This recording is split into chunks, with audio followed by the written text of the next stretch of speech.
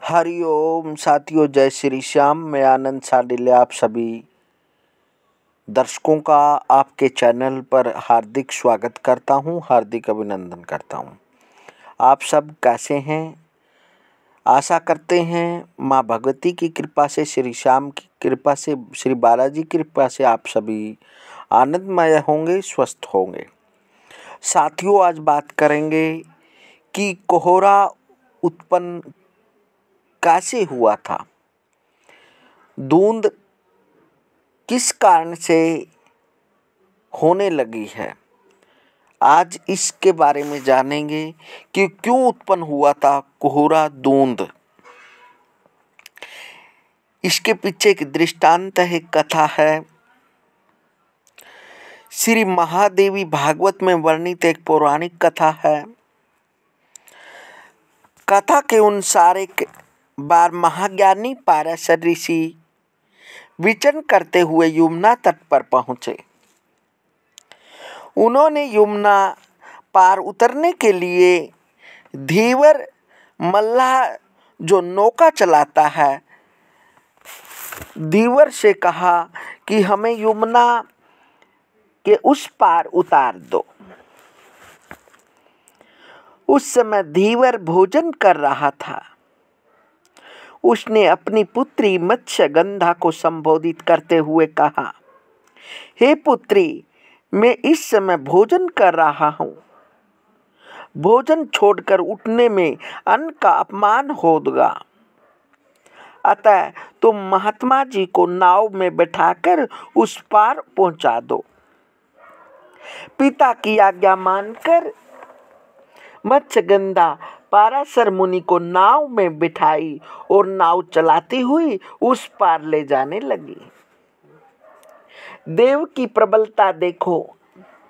पाराशर जी ने मन में मत्स्यगंधा को देखकर कामना उत्पन्न हुई।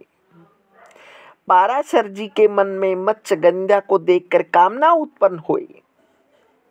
तब वे उसका हाथ पकड़कर कहने लगे, हे कन्या, तुम अत्यंत सुंदर हो और मेरी मन को भा गई हो, अतः मेरी इच्छा पूर्ण करो।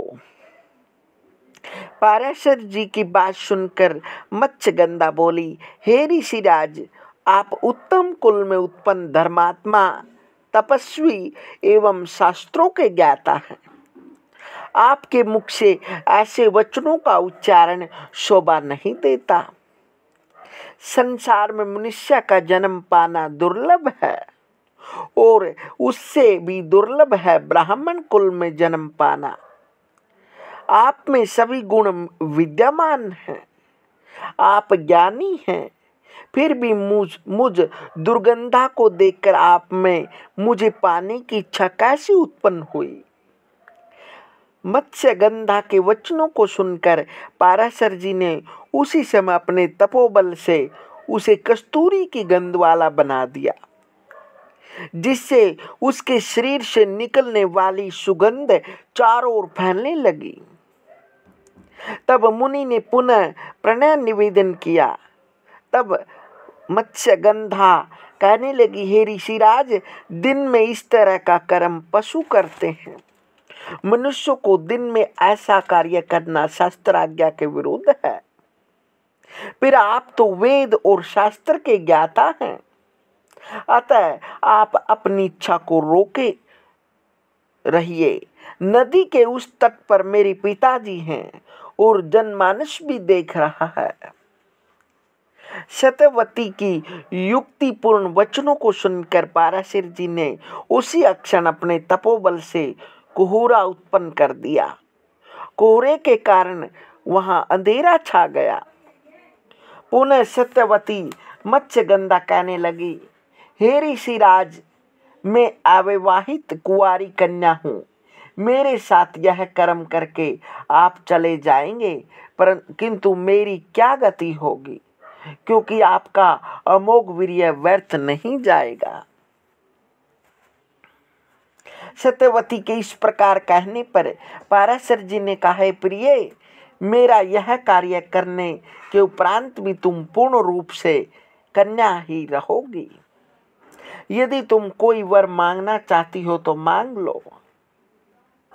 श्री पाराशर जी के वचनों को सुनकर सत्यवती कहने लगी, हे ऋषिराज, आप मुझ पर प्रसन्न हैं और वर देना चाहते हैं तो यह वर दें कि मेरा कन्या व्रत भंग न हो तथा मेरे तन में यह सुगंध सदैव बनी रहे और मैं सदैव युक्ति बनी रहूं।